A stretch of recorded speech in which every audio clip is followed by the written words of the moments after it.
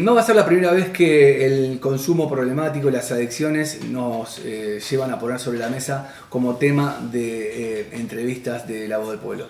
En este caso, hoy tenemos la suerte y la grata presencia de tres personajes que forman parte de distintas caras de la misma moneda. Nos acompaña la señora Itatí Villatoro, que es familiar de un adicto en recuperación, que hace poco tiempo que encaró el proceso y ya tiene los primeros resultados. La señorita Milagros Ibarra, que es hija de Manuel Ibarra, un inspector de tránsito de la municipalidad que en su momento debió afrontar la enfermedad. Ella encabezó una lucha muy fuerte para conseguir la ayuda necesaria que le permitió hace 3 meses llevar a su padre a un centro de internación, y el próximo viernes va a tener el primer resultado concreto de un tratamiento que, por los adelantos que ha tenido, ha sido muy favorable. O sea, son 2 noticias alentadoras las que nos traen estos familiares. Y por otra parte, la fiscal instructora judicial de la Unidad Funcional de Instrucción número 13, la doctora Natalia de los Russo, responsable de las investigaciones de lucha contra el narcomenudeo en Tres Arroyos, que resultados más óptimos vienen obteniendo a lo largo de lo que va de 2026.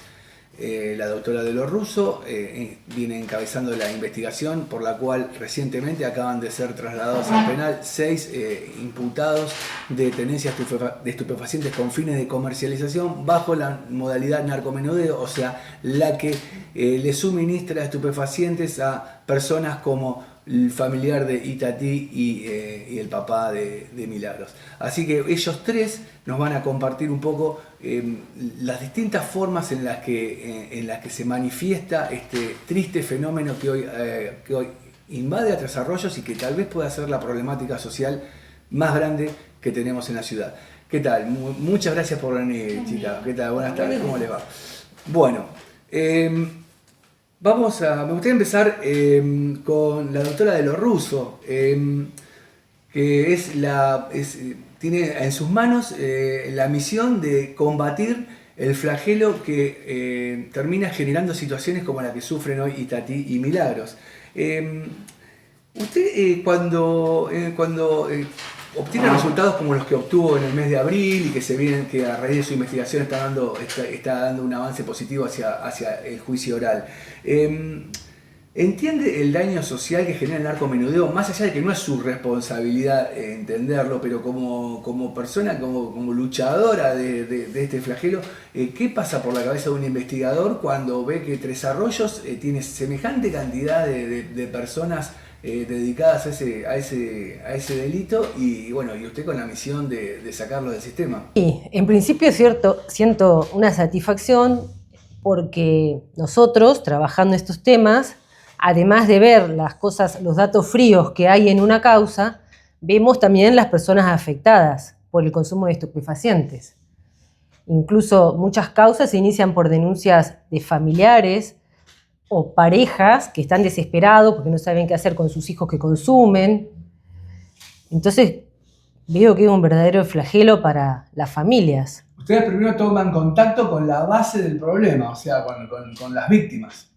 No siempre, pero muchas causas se inician por denuncias anónimas. Ahora con los buzones municipales también hemos podido iniciar causas, pero hay varias que se inician por denuncias de familiares o parejas. ¿Hay un peligro atrás de estas investigaciones? Porque esto es un negocio muy grande, vemos que en otras ciudades y en otros países hay organizaciones peligrosas atrás de todo esto. En Tres Arroyos, ¿esa situación se percibe o son negocios como espontáneos que surgen, no sé, por voluntad individual de cada uno? Lo que pasa es que nosotros investigamos, como vos dijiste, causas de narcomenudeo, que son las de competencia de la justicia ordinaria de provincia. Ya el tema del narcotráfico, el tráfico de estupefacientes, lo maneja la justicia federal. En este caso, desde Necochea, Bahía Blanca. Acá estamos bajo la jurisdicción de Necochea. Lo que nosotros trabajamos específicamente es la venta de estupefacientes fraccionada a consumidores. Por eso ha habido casos muy resonantes de grandes cantidades de estupefacientes secuestrados que se remiten a la justicia federal. Recientemente, y en el marco de esta causa, que es la más sonada de 2026 y la que recientemente se conocieron resultados en el avance de la situación procesal de los imputados, había habido una conexión con menores de edad que incluso llamó la atención en su momento porque se les secuestró una importante cantidad de droga y tenían incluso armas. En la cabeza de los investigadores, ¿no pasa que por ahí estamos yendo hacia un terreno más peligroso al encontrarnos con gente tan precoz, ya metido, no sé si, no podemos decir que estaban metidos en el negocio, pero sí en una situación comprometedora con el tema? Y hay muchos menores, se detectan en estas investigaciones, involucrados, que están consumiendo. Incluso en la causa esta que vos estás nombrando, se logró un testimonio de un menor de 14 años que le compraba cocaína, marihuana a uno de los imputados. Lo que, por supuesto, que llama la atención. Ustedes como familia, cuando sienten que la justicia avanza en este tipo de investigaciones, que tiene resultados, que hay detenidos y secuestros de droga, ¿les genera un poco de alivio? ¿Qué pasa por la cabeza de un familiar de un adicto cuando ve que la justicia tiene resultados como el que está logrando la UFI número 13? En primer momento sí, pero después no te da alivio, porque vos sabés que esa persona que va detenida va a haber otros que van a seguir vendiendo, porque no se va a terminar nunca el negocio de la venta de estupefacientes o de la ludopatía y demás, porque si no hay prevención, no va a haber nunca manera de combatir el consumo, y no hay prevención. Entonces hay veces uno como familiar tiende a ver, bueno, en su oportunidad vino Gastón Pauls, a ver qué puede generar diferentes espacios para prevenir. Acá en Tres Arroyos no tenemos un centro, yo entiendo y espero que el intendente Garate para el año que viene ponga en el balance para el 2027 abrir un centro comunitario de día, porque es muy necesario. El lugar de escucha, los mismos chicos que están en consumo necesitan la escucha, la ronda, es lo más necesario. Y el familiar también necesita, porque donde hay un adicto está toda la familia enferma. Y Tati, vos el año pasado nos diste una entrevista de espaldas a la cámara. Y Tati es familiar de una persona con consumo problemático que el año pasado, para protegerse, dio su testimonio de espaldas. Hoy, un año después de esa nota, ha logrado que su familiar encare un tratamiento de recuperación y empiece a dar los primeros pasos hacia la sanación. ¿Cuál es tu experiencia en estos primeros pasos en ese sentido? Ay, por ahí en el grupo de familia ponen fotos y en un mes y medio los cambios, eso es otra cara, está precioso. Pero bueno, es un proceso largo, bastante largo, que tienen que sacar de adentro, y solamente hay gente que lo puede realizar solo, de manera externa, y otros necesitan estar internados. Así que bueno, yo deseo lo mejor, obviamente que uno tiene alivio, te acostás a dormir y podés descansar tranquilo, cosa que antes no lo hacía, porque yo en un momento, estamos 26, 25, año 24 me dediqué a ser policía. Vos sabés que te lo comenté, me levantaba a las 3 de la mañana, empezaba a dar vueltas y bueno, también denuncié una causa que... pero bueno, ya entendí que por más que haga de policía, si no es él, va a ser otro, o sea, no vamos a solucionar nada. ¿Qué sí es necesario? Es generar de espacios para prevenir, de escucha, porque ya los chicos en 6º grado en algunas escuelas están fumando. Y es muy triste por el hecho también de querer pertenecer, cuando se juntan los chicos a hacer una previa, empiezan con el alcohol, mezclan alcohol con speed, después para levantar un poquito, porque bueno, como el alcohol es depresor, le dan un poquito al porro y después una pastilla y después de la pastilla o del porro piensan que te quedas en el porro y no, del porro saltás a la sustancia. Doctora, ¿qué piensa cuando escucha a una familiar de un adicto que ha tomado la decisión de encarar una investigación por sus propios medios? ¿Es recomendable eso?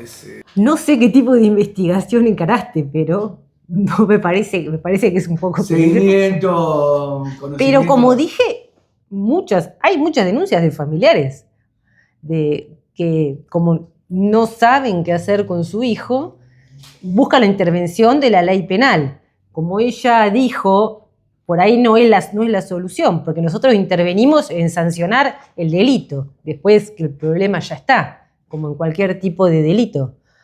pero no me parece raro. Sin ir más lejos, hoy en día, si vos me decís dónde puedo ir a conseguir, yo te doy diferentes domicilios, pero a mí no se me daría por investigarlo. Si total, hoy es él, mañana es el del frente, pasado es el de la otra calle, no se va a terminar. La única manera es previniendo, generando lugares de escucha, o sea, que haga un centro comunitario y los chicos vayan, tengan dónde charlar, que se den reuniones en la escuela, que de hecho también hay en algunas escuelas, están habiendo reuniones. Milagros es hija de Manuel, que es un vecino de nuestra ciudad, trabajador municipal, que también ha sufrido la enfermedad de la adicción y el consumo problemático.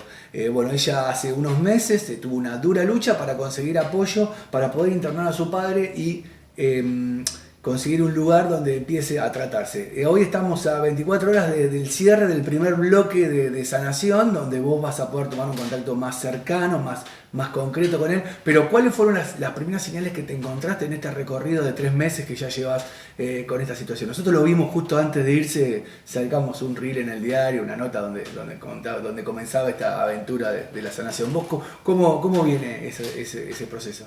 Primero que nada, bueno, gracias por el espacio nuevamente y bueno, contarles que está haciendo el tratamiento como corresponde, contento. Él no se olvida del primer día que yo lo dejé en la comunidad, no quería saber nada porque él ya venía de estar internado en Olavarría, de un lugar a puerta cerrada, era una clínica. Cuando pasó para Berazategui se encontró con un lugar totalmente abierto, era tipo un campo. Entonces ese miedo de estar encerrado en un lugar contenido todo el día, pasar a un lugar de puertas abiertas era algo nuevo para él. Siempre me recuerda eso la psicóloga y todos los del equipo de ahí de la comunidad y me van contando el avance que va teniendo. Yo hablo mucho con la psicóloga y ella me dijo que hoy en día está hablando cosas que no había hablado durante muchísimos años. Y desde ahí empieza el momento de sanación. Cuando uno empieza a hablar, digamos, a contar lo que lo llevó a estar en el consumo. Porque uno, como ya lo dijo Itatí, uno no consume porque tiene ganas, sino atrás de eso hay una raíz. Uno empieza a consumir porque le pasó algo, por un abuso, una separación, bueno, distintas problemáticas, y eso te hace caer lamentablemente en esto que es el consumo. Vos con él no pudiste hablar, el tratamiento te implica el falta total de fuera de contacto, ¿no?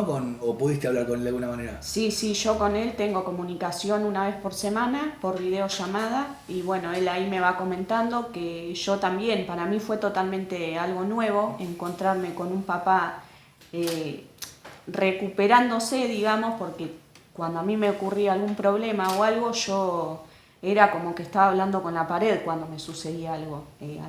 A inhibir todas las emociones, como que no escuchaba, no me prestaba atención.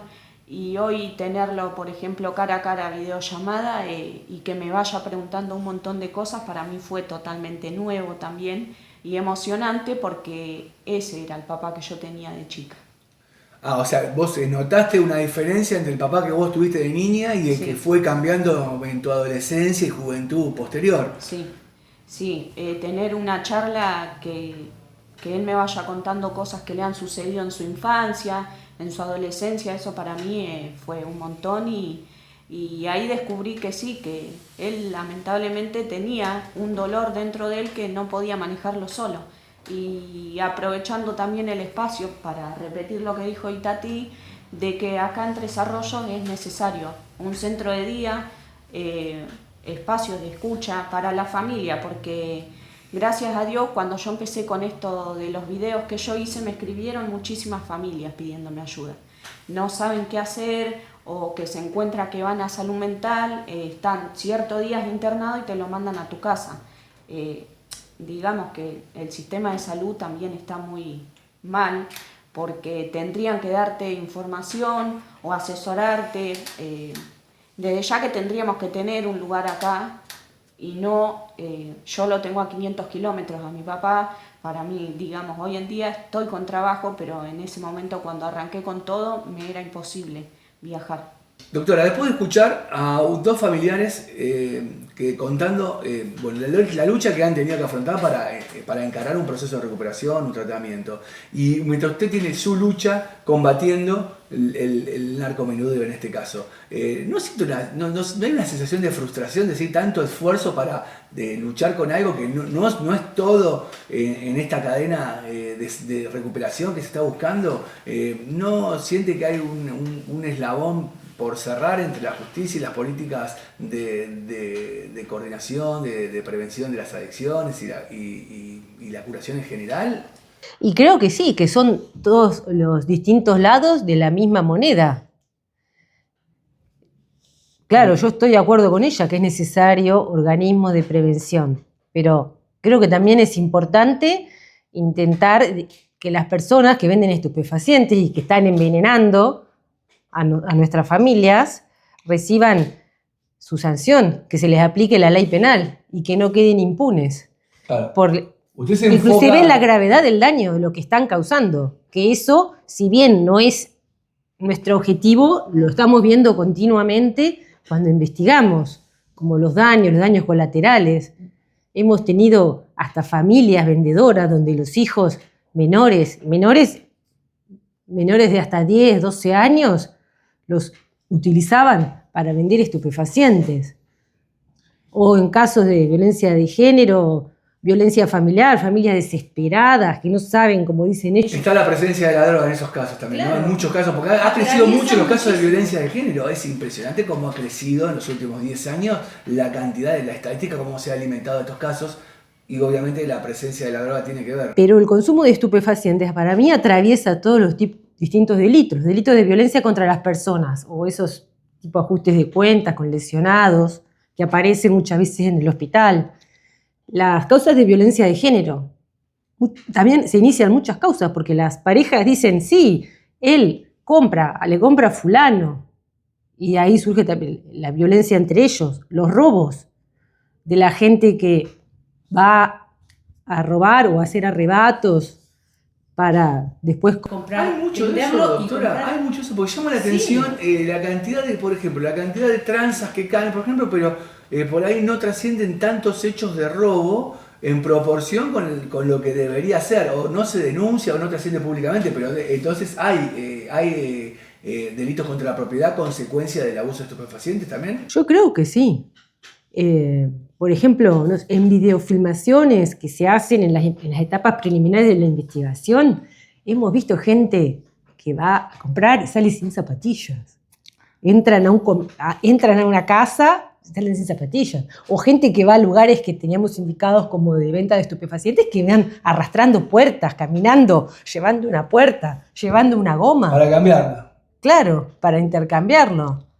Como que la gente, ante la necesidad del consumo... Claro, es mucho más dramático de lo que se percibe a simple vista en desarrollo, ¿no? Porque esas cosas uno lo ve en historias de otras localidades, con urbanos, pero por ahí en desarrollo no se ha tomado contacto con ese detalle tan dramático, ¿no? Que sí, es el extremo total del consumo y la necesidad de afrontar la pérdida de libertad total, ¿no? Que es lo peor que es lo que tiene la... Los relatos por ahí relatos, claro, que no están en el expediente, de gente, no sé, que va a la casa de la madre y le saca cosas para ir a venderlas, o se pelea con los hermanos. Eso lo he escuchado, de gente que tienen cierta vinculación, que eso después no consta en el expediente. Y esto usted ve que atraviesa toda la sociedad, ¿no? No estamos hablando de un nivel social específico. No, para mí atraviesa todos los niveles. Y de la misma manera, o sea,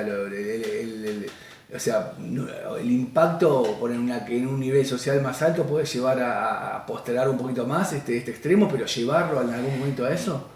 Y yo creo que tal vez un nivel social económico menor se notan estos casos de arrebatos, de robos para intercambiar por drogas. Tal vez un joven o una persona mayor con un nivel socioeconómico mayor puede solventarlo en principio con la familia y tardan más en llegar a chocarse con la ley penal. Porque bueno, el consumo no es un delito, pero a raíz de todas estas derivaciones terminan enfrentados con la ley penal. Hubo una época que era delito. Claro, actualmente no se considera que la tenencia de estupefacientes es un delito, pero no se pena, porque se considera que es algo Claro. que está dentro de la privacidad de la persona, Hubo otra mientras no contemplación. afecta a terceros. Después de escuchar el testimonio de dos familiares directas de personas con problemas de consumo problemático que están en un avanzado estado de recuperación, en distintos niveles, ¿no? Pero en un estado de recuperación, y de escuchar a la doctora Natalia de los Russo compartiéndonos su experiencia en la lucha contra el narcomenudeo, podemos concluir a simple vista que el problema de la lucha, tanto la lucha contra el narcomenudeo como contra las adicciones, por ahí van por caminos diferentes. Que en el caso de la lucha contra el narcomenudeo encuentra un límite en las leyes, y el problema en la parte de salud encuentra un límite en los presupuestos y en las disposiciones políticas que a veces implican tomar decisiones para generar espacios que hoy no hay. Por ahí es muy difícil, en cuanto a la parte legal, comprender que para que una investigación avance se necesitan pruebas que son muy difíciles de conseguir, porque implican un compromiso muy grande de testigos, de tecnología, y que en materia tecnológica, desde el otro lado, también hay un desarrollo que por ahí no va al mismo ritmo que lo hacen las investigaciones. Entonces, por ahí la sensación que nos queda a todos es como que estamos muy lejos todavía de encontrar una solución definitiva a este problema. Que cada uno haga las cosas con el mayor compromiso es un aliciente, pero se necesitan otras herramientas a las que el combate principal me parece que es la decisión de no consumir. La difusión más importante que necesita la sociedad es un mensaje, me parece, de no tomar contacto con las drogas, porque es lo que les va a quitar la libertad y lo que va a impedir que uno se desarrolle de manera plena en el cumplimiento de metas y objetivos. Yo les quiero agradecer sinceramente su presencia acá, su compromiso, porque no es fácil dar la cara en este tema. No es algo sencillo, hay que tener mucho coraje. A la doctora también le quiero agradecer haber compartido todo su trabajo, haber también dado la cara en esto, porque a veces es muy difícil también que un funcionario judicial se acerque a hablar de estos temas, que son muy sensibles y que implican cierto riesgo, más allá de que por ahí en los niveles que se ven desarrollos quizás para la justicia no pareciera tan intenso, pero por lo menos en este espacio hemos encontrado distintas maneras de ver un problema que tal vez coinciden que es el problema, seguramente para ustedes seguro que sí, porque tienen familiares directamente afectados, pero usted, doctora, ¿considera que es uno de los problemas más graves que afronta Tres Arroyos, el crecimiento del consumo en la ciudad? Y creo que sí, porque como dije, atraviesa todo tipo de delitos, como robos, violencia de género, violencia familiar, delitos contra las personas, de lesiones. Y es generalmente un factor que se observa. en Tres Arroyos necesitaríamos más herramientas para avanzar en resultados más positivos. Y sí, sería importante fortalecer la recientemente creada subdelegación de investigaciones del narcotráfico con más personal y más recursos, por supuesto. Si creamos la subdelegación de lucha contra el narcotráfico, después de haber tenido durante muchos años esa sección prácticamente diezmada, o sea, no tenían ni vehículo los oficiales que trabajaban. Por eso, ahí, ¿no? Era una oficina operativa. ¿Hay un contraste hoy con eso que se vio en su momento? Yo creo que le faltaría más inyección de recursos de personal y de tecnología. Y ustedes como familiares, me hablaban del centro de día, me hablaban de esa necesidad. ¿Qué ven que le hace falta a Tres Arroyos para que la gente que pasa por esta situación esté más contenida y encuentre respuesta? Bueno, se había presentado la propuesta del centro de día y por una minoría y habían votado que sí, pero entiendo que el intendente no lo tiene en el presupuesto del 2026. Entonces le voy a pedir al intendente que en el presupuesto del 2027 lo ponga como prioridad tener un centro de día o un centro de día. Porque las familiares, o sea, yo te voy a hacer 500 y pico de kilómetros para ir a visitar a un familiar, estar 1 hora y te volvés, es muchísimo el gasto, es incómodo, se necesita prevenir. Quería aclararte que no solamente los chicos están atravesados por el consumo de marihuana o de sustancias, el tema del juego, la ludopatía, sin ir más lejos en el mundial, el llamado cooling brick, que deja tanto dinero, que están, que la cerveza, que esa bebida que se toma con la otra gaseosa, después que jugá, no voy a dar los nombres, pero dan 3 lugares de apuestas online, jugá con moderación. Y si yo estoy del otro lado y estoy mirando y estoy recuperándome de un consumo problemático, porque por lo general el consumo muta, si estás con sustancias es muy normal que se te vaya para el fuego, claro, y te están incitando a jugar en el cooling break, en el descanso del partido, porque obviamente es muchísima la plata que deja, entonces nunca se va a terminar el consumo. La única manera es la prevención. Entonces necesitamos urgente en Tres Arroyos y la zona algo. No tenemos nada. Donde vaya un chico desde la mañana y transcurra su día y haga arte terapia, musicoterapia, yoga, tenga terapia grupal. Yo sé que Martín Garate, yo estuve hablando para el tema en agosto, septiembre, él va a bajar el programa Casa, que tantas veces se lo había pedido al intendente y después recurrí a Martín Garate y me dijo que lo iba a bajar, pero tenía que esperar porque habían cambiado de director. Así que bueno, yo creo que estando eso, ahí va a haber una entrada a poder ir a charlar, a que los chicos vayan, los familiares vayan a tener un lugar de escucha y demás. ¿Milagros? Yo creo que nada, un poco más de alivio también para las familias, que el tema de salud mental esté un poco mejor organizado, el tema de los turnos, porque imagínate una persona con depresión que va a pedir un turno y no hay, no sé si es que falta personal o falta de administración para gestionar mejor los turnos, pero tampoco hay respuestas, o cuando tenés un familiar en adicciones que no saben tampoco a dónde recurrir porque no hay nada acá en Tres Arroyos. Como decía Itati, se necesita urgente. Yo también en varias entrevistas que hice repito siempre lo mismo. Para mí como hija fue una lucha tremenda, tanto psicológica, física, porque hacerme cargo de mi papá cuando él tendría que hacerse cargo de mí fue un montón. Entonces, como hija, me gustaría que se abra algo, porque es impresionante lo que se está viendo cada vez más el consumo y no tiene edades.